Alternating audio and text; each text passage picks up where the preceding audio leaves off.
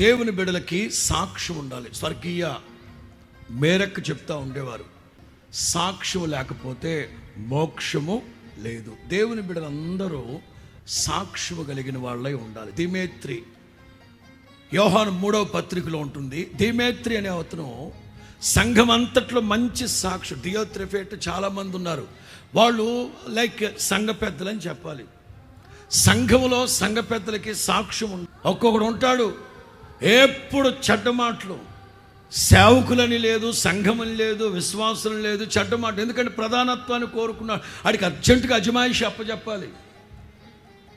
కానీ అదే సంఘంలో దేమేత్రి ఉన్నాడు, మంచి సాక్ష్యం, సత్యము వలన సాక్ష్యం. మరోవరు మేము కూడా అతని గురించి జాగ్రత్త జాగ్రత్త జాగ్రత్త. దేవుని బిడ్డల యొక్క సాక్ష్యం లెబానోను సువాసన వలె సాక్షి జీవితం ప్రభు కలుగు చేయును గాక.